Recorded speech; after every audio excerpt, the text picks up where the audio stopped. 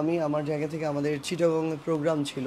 এই প্রোগ্রামটা আয়োজন করেছিল ইসলামী আন্দোলন বাংলাদেশ। আমরা সকালেই সেখানে গিয়েছিলাম। সকল রাজনৈতিক দলেরই সেখানে প্রতিনিধি ছিল এবং এই বিপ্লবের যারা বৈষম্যবিরোধী ছাত্র আন্দোলন এবং জাতীয় নাগরিক কমিটি তাদেরও প্রতিনিধি ছিল। তো সেই প্রোগ্রাম সামগ্রিকভাবে শেষ হয় রাত 12টার দিকে।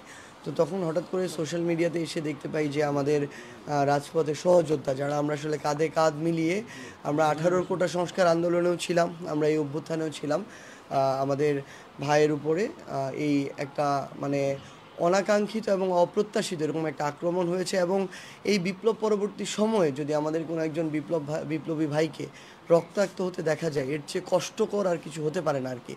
তো সেই ভিডিওগুলো দেখার পরেই কিছুক্ষণ পরে আবার দেখতে পেলাম যে যারা এটা আয়োজন করেছিল ওই প্রোগ্রামটি, জাতীয় বিপ্লবী পরিষদ, তাদের যিনি আহ্বায়ক খোমেনি এহসান, উনি একটা পোস্ট দিয়েছেন। যে পোস্টে উনি বলেছেন যে সম্ভবত এটা যে সামগ্রিক পরিকল্পনা এই আক্রমণের, এটার সাথে আমি জড়িত। তো আসলে তার যখন এই কথাটা আমি শুনি তখন আমার মনে হয়েছিল যে মানে এটা সম্ভবত একটা ওহী নাজিল হয়েছে, যে এই ওহীর আসলে কোনো সম্পৃক্ততা পৃথিবীর কারো পক্ষে আনা সম্ভব না। আপনি ভাইয়ের সাথে কথা বলেও দেখতে পারেন যে এটার বিন্দুমাত্র কোনো সম্পৃক্ততা হওয়ার কোনো সুযোগ আছে কি না, বা তাদের সাথে আমাদের সম্পর্কের জায়গাগুলো কীরকম। তো সেই জায়গা থেকে আমার মনে হচ্ছে যাই হোক, সবার সব কিছু পাত্তা দেওয়ার প্রয়োজন নেই। খুব স্বাভাবিকভাবেই যদি এটা ভালোভাবে তদন্ত করা হয়, কিভাবে এটা হলো, কারা এটার সাথে যুক্ত, সেই সত্যটা বেরিয়ে আসবে এবং আমরা চাই বেরিয়ে আসুক। কারণটা হচ্ছে যে এভাবে অনাকাঙ্ক্ষিত ঘটনা আজকে একটা ঘটেছে, কালকে 2টা ঘটবে, এগুলো তো এভাবে চলতে পারে না। সো এই বিষয়ে আমরা মনে করি প্রশাসনের আরও স্ট্রিক্ট হওয়া প্রয়োজন।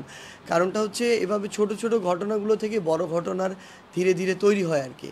তো আরেকটা জিনিস আমরা আমাদের জায়গায় থেকে শুধু বলতে চাই যে এই রকম ঘটনাগুলো নিয়েই আসলে ছোট ছোট করে চক্রান্তগুলো তৈরি হবে, যেগুলো ধীরে ধীরে বড় আকারে যাবে।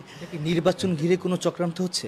দেখুন, এরকম করে স্পেসিফিক সরাসরি বলে দেওয়া যায় না নির্বাচন কেন্দ্রিক কিনা, কিন্তু যখন ওই জাতীয় বিপ্লবী পরিষদের কার্ডে আমরা দেখেছিলাম যে এখানে লেখা আছে জুলাই বিপ্লবী ছাত্র জনতার উদ্যোগে গঠিত প্রথম রাজনৈতিক দল জাতীয় বিপ্লবী পরিষদ, তখন আমার শহীদ পরিবাররা যখন আমাকে জিজ্ঞাসা করে জুলাই ফাউন্ডেশন সাধারণ সম্পাদক হিসেবে তারা সেখানে যাবে কি না, আমি তাদেরকে স্পষ্ট ভাষায় একটি ভয়েস মেসেজ দিয়ে বলেছিলাম যে দেখুন, আপনারা কেন একটা রাজনৈতিক দলের হয়ে যাবেন?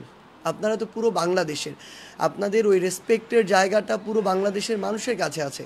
আপনারা যখন একটা দলের, এরকম কোনো একটা দলের হয়ে যাবেন যারা নিজেদেরকে রাজনৈতিক দল হিসেবে ঘোষণা দিচ্ছে অলরেডি এবং বিপ্লব পরবর্তী প্রথম রাজনৈতিক দল, তাদের হয়ে গেলে আপনারা একটা পক্ষের হয়ে গেলেন। বাকি রাজনৈতিক দলগুলো তখন তাদের জায়গা থেকে মনে করবে যে আপনারা তাদের প্রতিপক্ষ হয়ে যাচ্ছেন। সো আমরা এই আহত যোদ্ধা এবং শহীদ পরিবারের মধ্যে এই বিভাজন চাই না।